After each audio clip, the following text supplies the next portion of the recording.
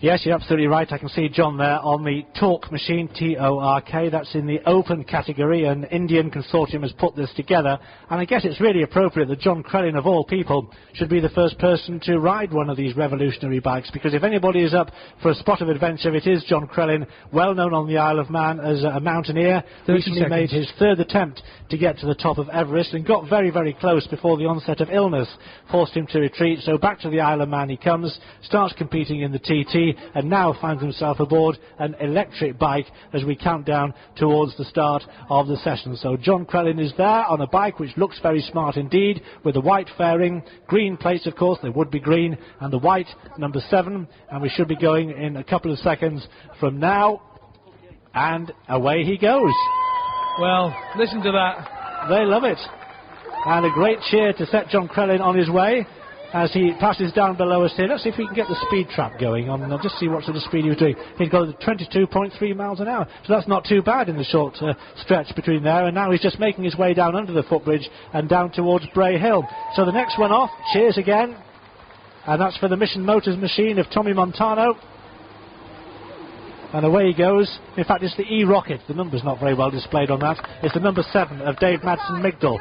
It's Dave Madsen-Migdal. Let's get that right on the E-Rocket machine. So the next one is away, and that is Tommy this time. Chris Heath has just asked me, Charlie, what's the microphone for? To pick up the noise. Number 12 goes next. That's the Team Agni of Rob Barber. And the next one off the line, and there's plenty of cheers to send them on the way. That's number 21, Electric Motorsport. That is Chris Heath, just mentioned there by Chris Kinley. The Electric Motorsport team has made it as far as the mountain course. Next one away is number 14, making fairly stately progress, it has to be said, down Glen Crutchery Road, the HT Blauver outfit, Paul Dobbs in charge. The next off is number 11, that is the Best Buy Bramo bike, ridden by Roy Richardson, who of course was out there doing very well indeed on the 600cc machine. Next one is number 26, and that was Mark Buckley with a pedalling motion just to try and help it on its way, but he's safely off and running. And now number 16 is the Man TTX Racing, that's Daniel Neen.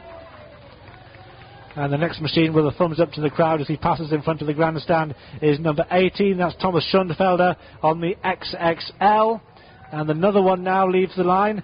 That's number 3, Kingston University, George Spence. I was with George the other day testing up at Derby. Something different for him.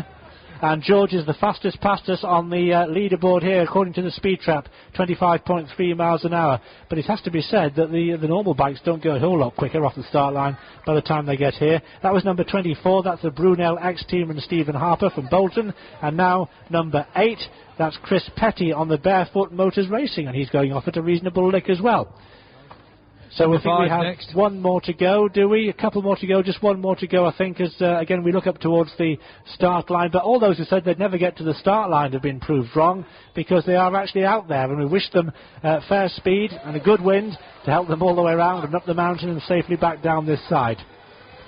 So hunching in there is Mark Miller. He's got the whip out as well, and he's giving it a bit of encouragement as it heads down towards the footbridge. So all being taken in good part, good spirit, but who knows, this could be the start of something absolutely fantastic. So Mark Miller there on the Portland, Oregon outfit from the USA, the Moto Chish team, number 5, and he completes all those who are going to be taking part today. So good fun. I wonder what sort of shape they'll be in by the time they get to Morris at Glen Helen. In the meantime, let's bring our German and French visitors up to date with what's going on. Merci Charlie. Et maintenant quelque chose de très intéressant, de très attendu, l'apparition de la nouvelle génération de la moto. Un essai pour la TTXGP. On a voulu inspirer des jeunes à l'idée de l'ingénierie, une profession créative qui peut changer notre monde. La TTXGP lance non seulement les motos non polluantes, mais aussi la technologie à large bande pour suivre le fil des motos et leur temps chronométré. Il y aura 22 motos de 7 pays. Ce sont ce qui se fait de mieux, qui roulent à une vitesse dont on n'en croyait jamais pour les motos sans émission de dioxyde de carbone. Pour célébrer ce moment important dans l'histoire du transport, les présentateurs de la TTXGP ont commandé un hymne particulier qui incarnerait l'esprit de la TTXGP. On voudrait un titre qui communiquerait l'émotion de notre travail, de sa conception à sa réalisation. Donc, le premier d'une génération, sa première au concert le 11 juin avec l'orchestre London Metropolitan de la Villa Marina. Heike. Ja, vielen Dank, Mavis. Ja, inzwischen haben wir hier die Seitenwagentrainingsrunde überstanden. Überstanden haben sie auch Mike Roscher und André Grieg, die Startnummer 36. Sie haben eine Rundenzeit von 21 Minuten 45,04 Sekunden vorgelegt. Aber jetzt gilt unsere volle Aufmerksamkeit dem grünen Rennen. Dieses TTXGP Rennen wird hoffentlich am Freitag als große Premiere vonstatten gehen. Momentan laufen hier also die Trainingsrunden. Eine Runde natürlich nur, und das ist technologiebedingt. Technologiebedingt, weil natürlich eine solche Innovation seine Zeit braucht. Die Isle of Man war schon immer für ein Vorreiter für Innovationen, und zwar auf den verschiedensten Gebieten. Deshalb ist es also keine Überraschung, dass sie auch auf der Umwelttechnologie hier im Vorderfeld stehen will. Im Vorderfeld stehen will sie nämlich in der Entwicklung der kohlenstofffreien Kraftstoffe. Experimentierfreudig ist die Inselmann natürlich auch, und so ist es eine willkommene Gelegenheit, hier eine prestigeträchtige Premiere für ein Weltrennen dieser emissionsfreien Motorräder zu veranstalten. Und hoffentlich wird dann also am Freitag, am Senior Race Day, der erste EGP Champion gekrönt werden.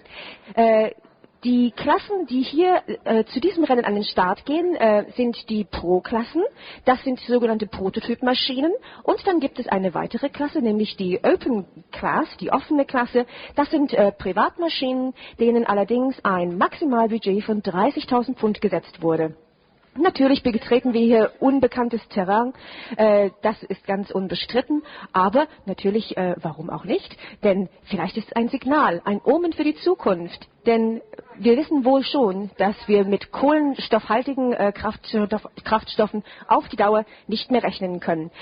Interessant für unsere Zuschauer rund um die Strecke dürfte sein, dass wir potenziell drei deutsche Teams haben. Ich muss gestehen, dass mir eines der Teams abhanden gekommen ist. Ich habe es nicht an den Startgängen gesehen, aber Sie werden das Team E-Rocket aus Berlin sehen mit der Maschine Nummer 7. Der Pilot ist David Madsen McDowell. Das ist eine Pro-Klasse mit einer Höchstgeschwindigkeit von 175 km/h und Thomas Schönfelder unterwegs mit 18. Zurück an Charlie. Thank you very much, and we are going down to Chris Kinley. We certainly are. I'm just having a quick chat with Oliver Lindsell, who's due to go out in this. Ollie, and well, the mother and father of a crash, really, I think, to say in practice week. And Ollie, it's good to see you here on the crutches, and what's the latest from you? Yeah, you know, we've broken my femur and sort of taken a big gash out my knee and done some damage to the tendons, but apart from that, I'm just a really lucky lad, just still be standing here in a way, you know. Certainly are. What happened? Can you tell us? Well, it was some sort of technical issue. Either the steering damper sort of come loose on the fork leg and got jammed, and or maybe a punch or something like that. But a couple of strange things happened just before the accident, and then it just sort of pulled to the left and bike tries to fall over on me at 160 mile an hour, you know, so that was a bit of an eye-opener really, but no, I'm just happy that I got away with it, and when I stopped rolling eventually after about, I think 145 metres, something like that, I just started shouting because I couldn't believe I got away with it, you know. You're right. OK, Ollie, it's good to see you here, and we'll be back on the bike soon. Cheers. Thank you, Ollie Lindsell. Morris at Glen Helen. Yes, well, fantastic, because that was number 12, Team Agnew, with Rob Barber, gone through here quite some time ago now, and just looking down at the clocks, we reckon he got here in round about 7 minutes, and that certainly was pretty quick, I think. 7 minutes 20, Roy tells me, so on the basis that we're 9.5 miles out, and they're doing 60 miles an hour, would take 9.5 minutes. He must have